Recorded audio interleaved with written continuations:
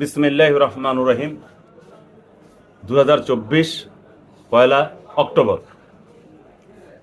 Israeli বাহিনী লেবাননে বোমা হামলা চালিয়েছে এবং চালাচ্ছে। একজন নেতা নাসরুল্লাহ সাহেব মারা গেছেন। সারা পৃথিবীর মুসলিমরা আফসোস করছে। শুধু তা না, গাজা উপত্যকাতে যাচাই বাছাই ছাড়া নিরীহ নারী পুরুষদেরকে তারা হত্যা করছে। আমরা বাংলাদেশ সহ সারা পৃথিবীর মুসলমানরা চোখের পানি ফেলছি, কিছুই করা যাচ্ছে না।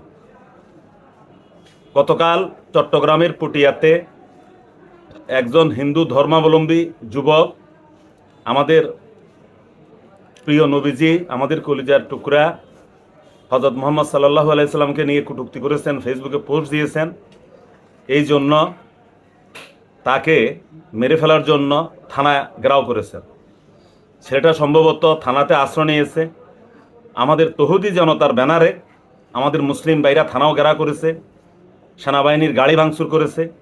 আমাদের তৌহিদি জনতার দাবি হলো ওই হিন্দু ছেলেটাকে যেন তৌহিদি জনতার হাতে তুলে দেয়, তারা এটা বিচার করবে। এই হলো বাংলাদেশে আমাদের অবস্থা। এই ছেলেটা কি ফেক আইডি না রিয়েল আইডি, আমাদের এটা ভাবার কোনো সুযোগ আমরা দিচ্ছি না। এখন দেশে যদি আইন কানুন না থাকে তাহলে এই ব্যাপার আমার আর বলার কিছু নাই। পিটিএ মারার সংস্কৃতি চালু হয়েছে, পিটিএ মারার সংস্কৃতি এখন চালু হয়ে গেছে। যে যেখানে পারে দল বেঁধে যদি মতের বিরুদ্ধে যায় তাকে পিটিএ মেরে ফেলছে।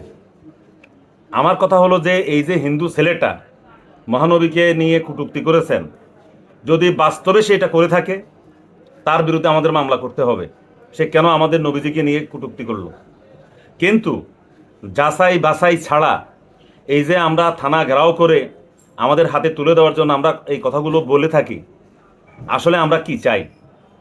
আমরা বোধহয় ভুলে যাই যে পৃথিবীতে আমাদেরকে বসবাস করতে হলে অনেক ধরনের মানুষের সাথেই আমাদেরকে চলতে হবে।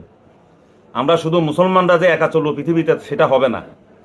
জীবন চলার পথে ইহুদি বাদ দিলাম, খ্রিস্টান, বৌদ্ধ, হিন্দু অনেক ধরনের লোকেই থাকবে।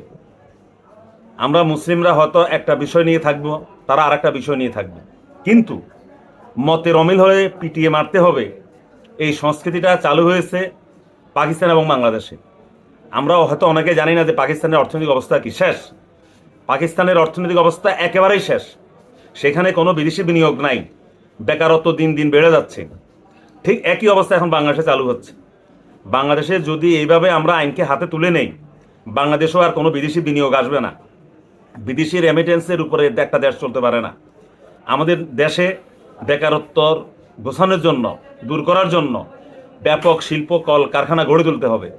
এবং এই ধরনের শিল্প কল কারখানা শুধু বাংলাদেশের মালিক নয়, বিদেশিরাও এসে এখানে বিনিয়োগ করবে, মিল কল কারখানা গড়বে। আমি, আমার সন্তান বা আমার ভাইরা এখানে চাকরি করবে। কিন্তু এইভাবে যদি আমরা আইনকে হাতে তুলে নেই, কথায় কথায় ধর্ম বলনার অজুহাতে যাচাই বাছাই না করে আমরা আইনটা হাতে তুলে নেই, তাহলে কিন্তু আমাদেরকে পরিণতি পাকিস্তানের মতোই ভোগ করতে হবে। রাসূলকে অপমান কেউ সহ্য করে না। এটা কোনো মুসলিম যার মধ্যে ন্যূনতম ঈমান আছে সেও এটা সহ্য করবে না। কিন্তু যাচাই বাছাই তো ভাই করতে হবে। যাচাই বাছাই ছাড়াই কি আমরা একটা ছেলেকে বলবো যে আমাদের হাতে তুলে দেন? আজকে যে আমরা এই কথাগুলো বলি, কথায় কথায় যে আমরা ইসলামী শাসন চাই, আমরা কয়েকজন মানুষ জানি বর্তমানে আফগানিস্তানের সাথে পাকিস্তানের কোনো ভালো সম্পর্ক নাই। আফগানিস্তানের সবচেয়ে ভালো সম্পর্ক হলো ভারতের সাথে। যারা রাজনীতি করে, রাজনৈতিক চিন্তাভাবনা করে, তারা এই বিষয়টা জানে।